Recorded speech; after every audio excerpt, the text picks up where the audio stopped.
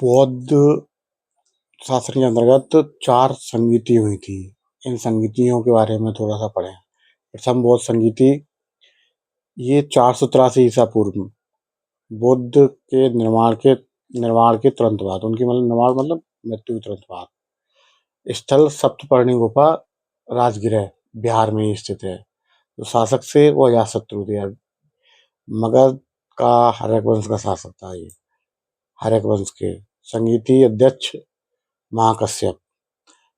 प्रमुख कार्य जो इसके अंतर्गत हुए थे, उसमें बुद्ध की शिक्षाओं को संकलित कर उन्हें सुत्त धर्म तथा विनय नामक 2 पिटकों में विभाजित किया गया। सुत्त पिटक, विनय पिटक बोलते हैं। उसमें बौद्ध धर्म की 2 भागों में बांट दिया गया। 483 ईसा पूर्व में हुई, राजगृह बिहार में हुई। शासक अजातशत्रु थे, अध्यक्ष महाकश्यप थे और प्रमुख कार्य जिसके अंतर्गत बुद्ध और जैन धर्म को आपस बुद्ध धर्म की जो शिक्षाएं थी उन्हें सुत्त पिटक और विनय पिटक में बांटा गया। इसके बाद द्वितीय बौद्ध संगीति, ये 483 ईसा पूर्व, मतलब ये 383 ईसा पूर्व, ये 483 में हुई। इसके 100 साल बाद, पूरा मतलब 100 ईयर्स का टाइम हुआ। ईसा पूर्व बुद्ध के निर्माण के 100 वर्ष बाद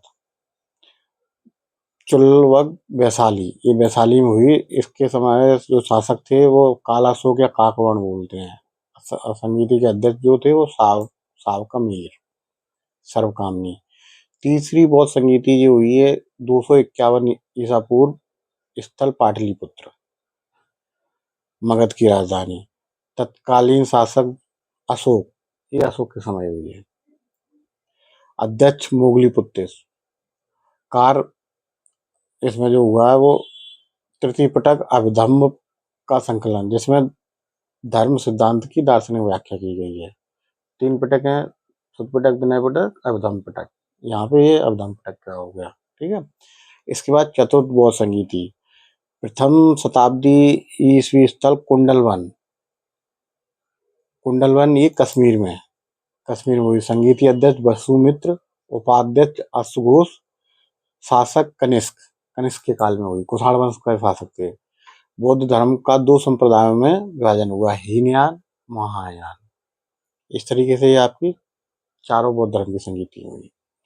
इसके अलावा जैन धर्म की संगीति भी हुई है। उसमें 2 संगीति हैं, उनको भी अपन पढ़ेंगे आगे, तो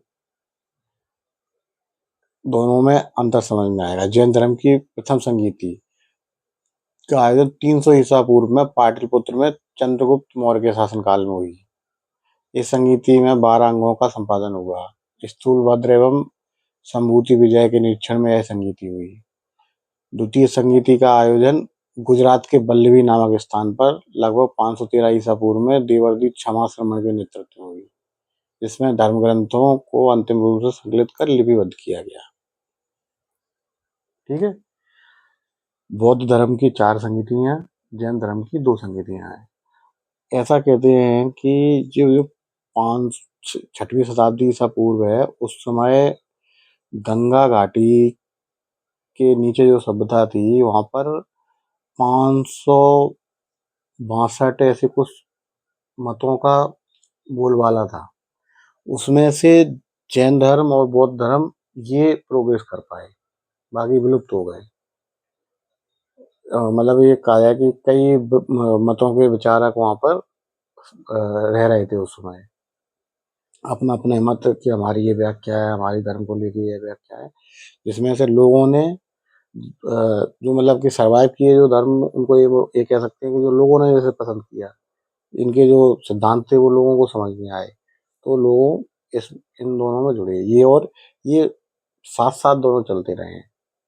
बौद्ध को अगर आप भगवान बुद्ध को पढ़ोगे या भगवान महावीर को पढ़ोगे जैसा, तो उनके जन्म और वो सब साथ साथ में ही रहे हैं, ज़्यादा अंतर नहीं चल रहा है। 100 साल के उसी में आसपास चलते रहे।